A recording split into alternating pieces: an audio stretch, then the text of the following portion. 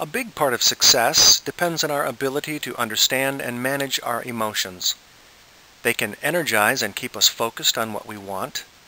They can drag us down into feelings of hopelessness. They can distract us to things that don't matter or might go wrong. Emotions can also drive us to say or do things that are harmful, getting us into even deeper trouble. In Learning Power, we teach students how to observe, name, and understand their emotions by using a simple color code for the primary attitudes we all have. Green represents feelings of happiness and confidence. Blue represents sadness and disappointment. Yellow stands for feeling afraid and anxious.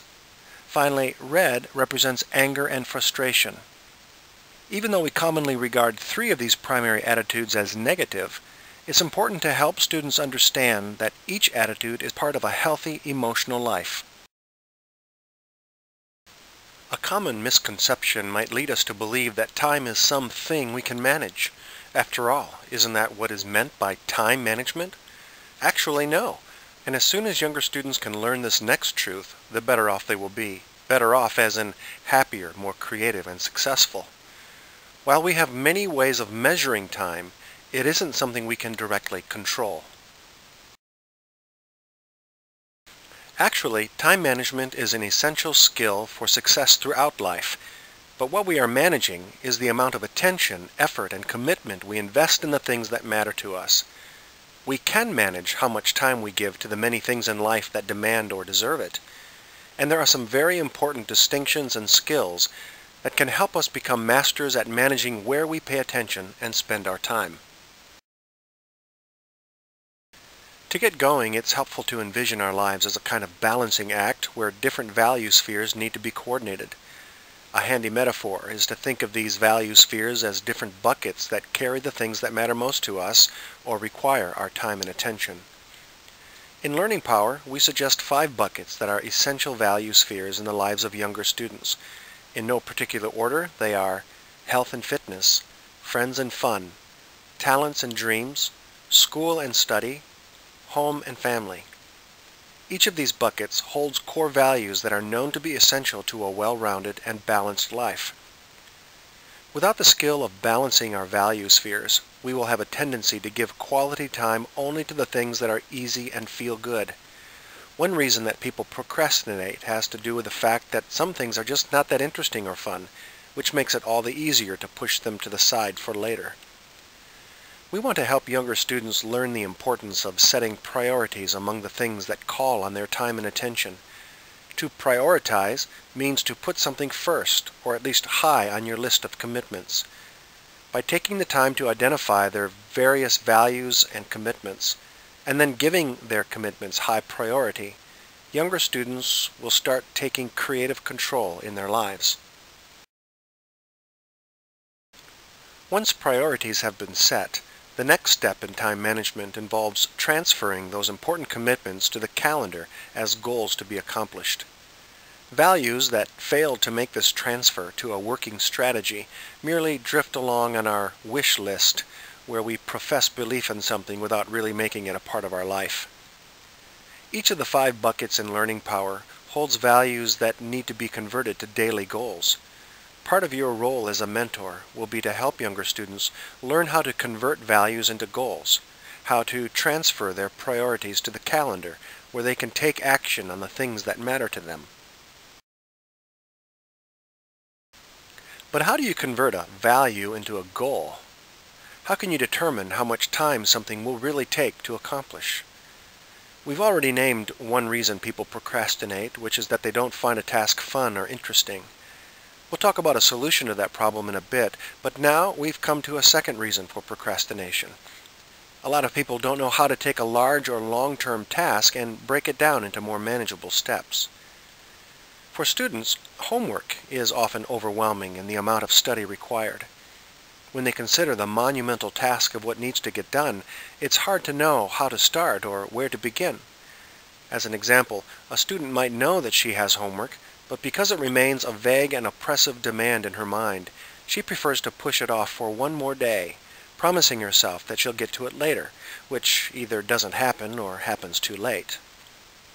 This student needs to do the homework breakdown, where she breaks that overwhelming burden into its logical components, in this case, into the needs to study vocabulary flashcards, commit her math tables to memory, and become familiar with the U.S. state capitals. After this initial step, she can take one of those chunks, the vocabulary flashcards, and arrive at an accurate estimate of time it will require by dividing it further into still smaller chunks, here a fraction of the total number of flashcards she needs to study. By tracking how long it takes to learn just 5 flashcards, she can figure out how long it will take for all 30. All she needs to do now is set aside sufficient time to accomplish the full task by the deadline, exam day, or due date. She will simply put those study sessions on her calendar and commit herself to achieving each goal as it comes. The breakdown can be done for any large or long-term task, making it possible for younger students to become expert time managers.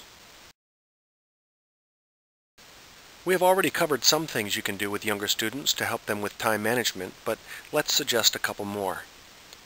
Remember that reason for procrastination we mentioned earlier? People put things off because they don't find them fun or interesting. A flip side of this is that they tend to spend more time in things that are fun and interesting and end up leaving insufficient time for the important stuff.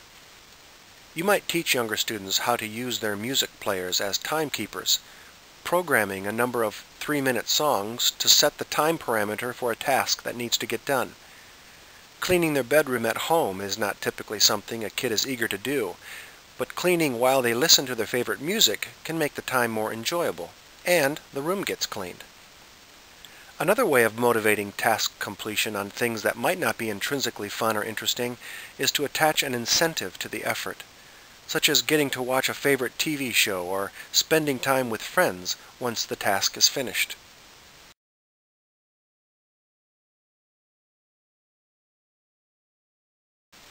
A great activity to help younger students become better time managers involves the quadrant tool of Stephen Covey, which provides a way of dividing the tasks that take time into those that are important and urgent, not important but urgent, important but not urgent, and neither important nor urgent.